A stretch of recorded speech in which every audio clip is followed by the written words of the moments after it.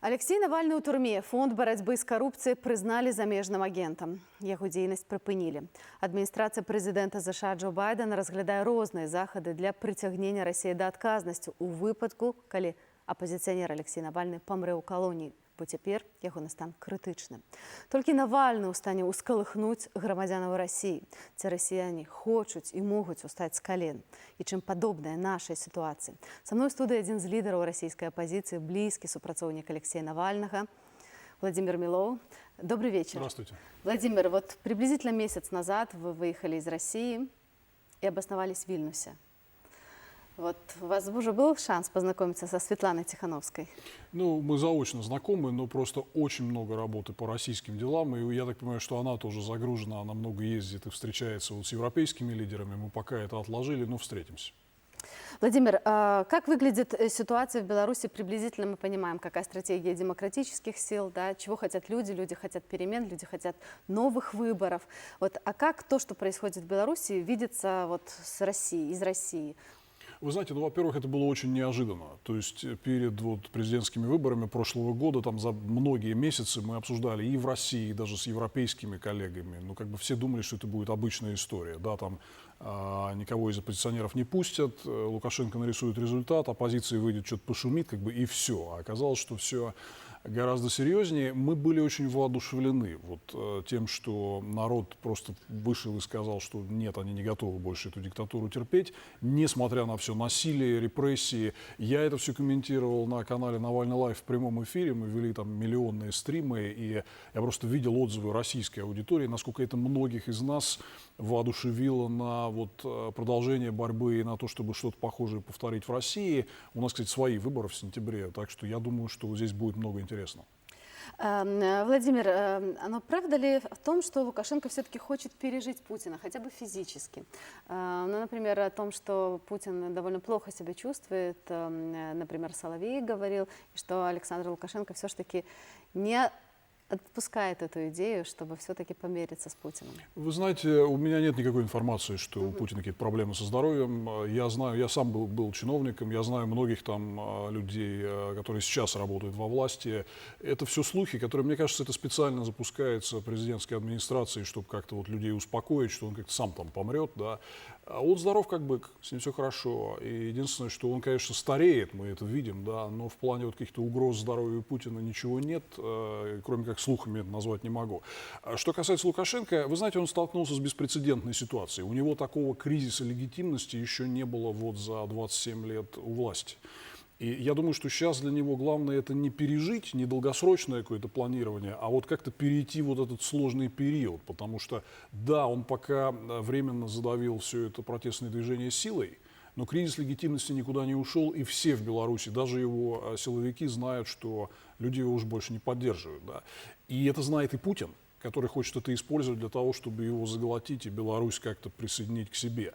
Поэтому я бы не стал о Лукашенко говорить в долгосрочной перспективе, ему бы пройти через вот этот период. Я надеюсь, что он так или иначе все-таки под давлением уйдет, да, и для него сейчас главная задача выживания.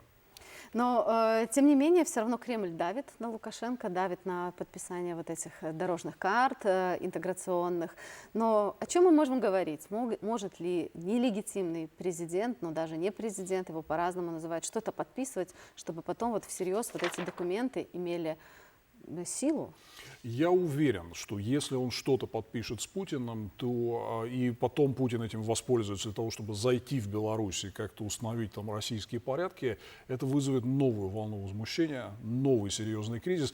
Вы знаете, мне кажется, что в Москве тоже это понимают. Они, вот для них эта ситуация была неожиданной. Они действительно были тоже ошеломлены вот этими масштабами протестов в прошлом году. И это, конечно, подрывает вот перспективу там, того, чтобы Лукашенко смотреть как на партнера в этом там, интеграции, объединении. Кстати говоря, вы видите, что он немного денег получил из Москвы, да, относительно немного, хотя для того, чтобы финансово стабилизировать ситуацию, ему надо сильно больше.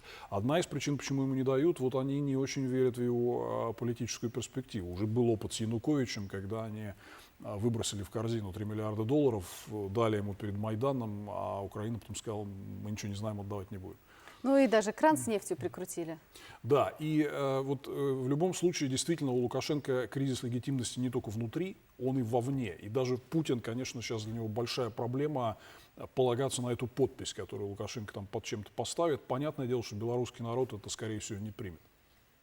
Но Лукашенко не хочет ничего подписывать, он тоже затягивает эту ситуацию. Ну, он маневрирует, потому что он прекрасно понимает слабость Путина, что сейчас вот для Путина зайти в Беларусь вот в качестве такой оккупационной силы, это вызовет огромное отторжение. То есть всегда белорусский народ был очень хорошо расположен к России, но вы видите, что после того, как Путин поддержал Лукашенко вот, во время этих протестов, это сильно стало меняться. Мы увидели очень жесткие антипутинские плакаты на улицах белорусских городов. Да? Представьте себе, что сейчас Путин возьмет на него, надавит и каким-то силовым образом попытается Беларусь интегрировать. Это вызовет еще большее отторжение.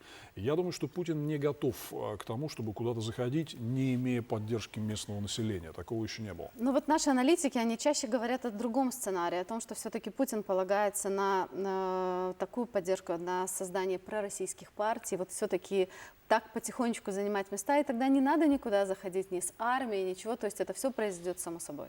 Это такой слишком хитрый умный сценарий. Дело в том, что в российской номенклатуре, как политологи говорят, элите, да, там доминируют совсем другие настроения. Они привыкли под крышей Путина безнаказанно решать вопросы вот таким грубым способом, там, захватить, посадить там, и так далее. И там вообще они все очень злы на то, что они вбрасывали у Лукашенко много денег все предыдущие много лет, а он так и не пошел на какие-то уступки, не сдал страну в российской номенклатуре. Да? И там растет такая злоба, что типа надо с него все, раз он ослаб, значит тем более надо давить и у него все это дело забрать. Там очень тяжелая ситуация между Путиным и Лукашенко понимает вот эти все проблемы, старается маневрировать. Я так вижу, что из-за этого вот у них тупик на переговорах. Они ничего не объявляют после многочасовой вот этой вот болтовни там, и никакого конкретного плана интеграции нету. А как вот российская демократическая оппозиция относится вот к этим планам интеграции? Вообще на самом деле Плохо. России нужна на этой Нет, интеграция или нет? Нам нужно создание единого общеевропейского демократического открытого пространства. Да? Нам нужна гармонизация отношений, законов, правил с Европейским Союзом.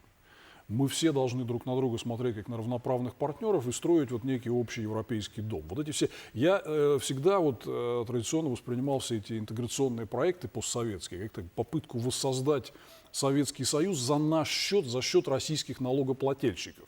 Все эти Евразесы, там, Евразийское экономическое сообщество, вот Союз Беларуси. Кончается это всегда, что российский бюджет всем платит, чтобы они изображали интеграцию. Ну, надоело уже, и это не нужно, это не работает, есть лучший способ, и дорого это нам обходится. Владимир, ну не могу не спросить, потому что в Беларуси такой существует стереотип, но не будем этого прятать, что даже российские либералы, они все равно проимперские. Нет, конечно. Нет, Вот правда, неправда? Нет, это специально раздуваемый стереотип. В нас нет абсолютно ничего имперского. Мы много раз подчеркивали, что наша внешняя политика должна строиться на абсолютно равноправных отношениях. Мы не хотим никаких зон влияния. У нас есть 17 миллионов квадратных километров нашей территории, где порядок навести. Вот это наша главная задача. Мы хотим со всеми жить в мире, мы хотим открытых границ и снятия торговых барьеров. Мы хотим общего европейского пространства, и вот эти зоны влияния – это то, что приносит там, людям страдания, боль и в том числе огромные экономические издержки. Вот нам все-таки кажется, что в России на данный момент немного больше свободы, чем в Беларуси. Все-таки у вас есть меньше политических заключенных, если вы так посчитать по количеству. У вас есть кое-какие представители там, в местных властях. В Беларуси нету вообще ничего. Вот правда это или нет? Где больше смотрите, свободы? это отчасти правда, действительно. У нас есть большое количество регионов. То есть Россия, в отличие от Беларуси, компактная страна, да? А Россия – это огромная территория с очень разной политической культурой. Например, вот там Урал, Сибирь, Дальний Восток, там много регионов, где нет традиции фальсифицировать выборы. Из-за этого вы видели, что оппозиция там может и выигрывать, и даже Единую Россию сгонять из целых регионов, как вот Хабаровский край. Да? Вот, действительно, у нас ситуация другая, но я бы не... Это немножко успокаивающе звучит, я бы вот так себя не успокаивал, что у нас пока еще лучше, чем в Беларуси, потому что тенденция очень опасная. Путину явно понравилась вот эта вот тактика Лукашенко просто по беспределу силовым образом всех загнать в подполье. Он ее начал с января этого года воспроизводить уже массово в России. То есть к десяткам тысяч россиян приходит полиция, их вычислили по видеокамерам. У нас такого не было вообще никогда. Политзаключенных, да, у нас меньше, чем у вас, но в 2 раза больше, чем было в Советском Союзе при Брежневе. Тогда было 200 человек, а сейчас 400. Да? И вообще вот такая массовая полицейская жестокость. Я жил во времена Брежнева и Андропова. Такого не было. Такого не было. Нам по телевизору рассказывали, что это в каких-то латиноамериканских диктатурах только бывает. Да? Поэтому динамика ужасная. Путин явно все копирует у Лукашенко, ему нравится вот его стратегия подавления несогласия. Да, да, у нас еще пока, я бы сказал, больше степеней свободы, но вот успокаиваться здесь точно не надо. Но мне все-таки кажется, что Россия слишком большая, и просто так ее держать в ежовых рукавицах не так-то просто. Это надо слишком много ОМОНа иметь. Я с вами согласен, и вот это ровно то, на что мы рассчитываем, да, что все-таки вот, в таких компактных диктаторских режимах можно вот такую тотальную полицейщину временно, я уверен, что временно использовать. И вот смотрите, для Лукашенко и его силовиков это все тоже огромный стресс. Долго так Еще удерживать какой? власть нельзя. Конечно. Да? Вот. И тем более в такой огромной федерации, как Россия, очень разнообразной федерации, конечно, это сложно. Вот мы на это и рассчитываем, в том числе, что на сентябрьских выборах люди реально покажут свое негативное отношение к тому, что экономика там где-то под плинтусом и никакой перспективы, и к тому, что начались беспрецедентные репрессии массовые, которых не было с 50-х годов. Да. Вот. Я уверен, что да, в России есть определенные пространства свободы, которые мы еще не до конца там отвоевали и не дали уничтожить. Да. Я уверен, что на ближайших выборах мы Путину дадим серьезный ответ. А вы не боитесь, что люди будут даже просто бояться стать кандидатами в такой системе тотального страха и тотальных репрессий? Вот приблизительно так, как у нас сейчас на Беларуси. У нас нельзя высунуться просто ни с чем. Смотрите, даже с носочками. Во-первых, кандидатами уже никто не сможет стать, потому что Путин фактически продвигает законы, которые запрещают всем, кому ему не нравится, просто выдвигаться. Их объявляют экстремистами или там сотрудничают с нежелательной организацией. И они просто не смогут на выборы выдвинуться. Поэтому здесь на первый этап, на первый план выходит вот эта вот стратегия умного голосования, предложенная Навальным. Это фактически референдум о доверии партии власти. То есть неважно за кого, главное прокатить кандидата от «Единой России». Да? Вот. И это сработает, потому что в России выбора такого плебисцитарного типа, вы за власть или нет. Да? И вот нет, значит нет в этой ситуации. И мы хотим добиться вот этого, это будет иметь огромные политические последствия, поэтому вопрос регистрации, он сейчас уже становится неактуальный. А так вы правы, люди очень боятся. Но, с другой стороны, пойти и проголосовать – это все-таки совсем другое. Да? То есть вот то, что вот Путин так сможет все это задавить, нет таких вот сейчас признаков. Да? Страна все равно сможет на выборах показать, что она думает. Мы тоже все понимаем, что Алексей Навальный – это безусловный лидер российской оппозиции, человек, который может поднять вот россиян с колен и как-то их вот вдохновить на то, чтобы отбросить этот страх, но тем не менее он находится сейчас в тюрьме, его состояние критическое. Вот что вы знаете на последний момент? Там была такая очень неприятная вот эти паузы, то есть Путин объявил 10 дней выходных майских, и это значит, что все вот такие учреждения, как колония, они закрыты для приема посетителей. То есть у нас была опасная пауза, когда мы знали, что с его здоровьем Навального все плохо, но не знали, что с ним происходит. Вчера, в среду, его пресс-секретарь Кира Ярмаш сообщила всем, что адвокаты к нему пришли, что ситуация, по крайней мере, не ухудшилась, то есть ее нельзя назвать хорошей, со здоровьем там большие проблемы, и это действительно угроза его жизни. Но, по крайней мере, она не ухудшилась за время этой паузы, и мы все равно продолжим добиваться того, чтобы к нему допустили независимых врачей, провели нормальное обследование, мы пока только часть анализов имеем. Да. Тревожно, все очень тревожно. Владимир, все-таки я думаю, что и мы, и белорусы, и россияне, которые демократически настроены, мы боремся, в принципе, с одним и тем же врагом. Да? То есть это все тот же тоталитарный строй, который нам пришел, достался в наследство от советской системы, но сейчас уже люди не хотят так жить. Вот, может быть, есть смысл взаимодействовать вам, как российской демократической оппозиции, с белорусской? Да, конечно, мы очень хотим это делать. И я успел несколько встреч провести, не с Тихановским, но с другими коллегами, там потом расскажем. И есть определенные идеи, как нам в том числе по возможности объединить усилия. Мы очень симпатизируем борьбе белорусов за свободу, и я так понимаю, что там есть и встречные симпатии, поэтому постараемся, да, будем взаимодействовать, мы считаем это важным.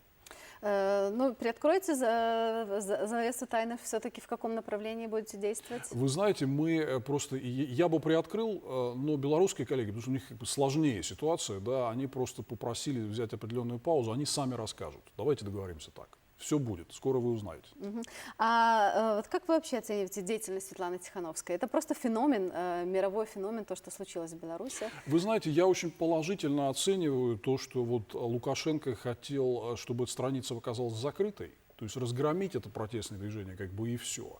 А удалось не допустить этого.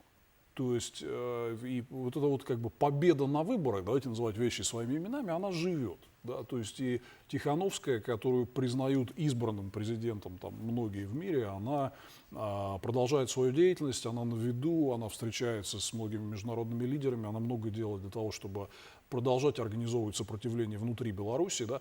Вот это очень здорово, что там скоро будет год с момента вот этих выборов, и Лукашенко не удалось вот это движение его лидеров задавить и закрыть страницу. Это огромное достижение. Много еще, конечно, предстоит сделать, но они большие молодцы. Вот еще раз, с учетом того, что никто этого не ожидал, у самой Тихановской не было никакого опыта, и у многих других людей, которые приняли участие вот в этом движении оппозиционном, у многих из них никакого политического опыта не было, они сделали довольно много такого, чему вот там нам стоило бы у них, например, поучиться. Ну, например, молодцы. что?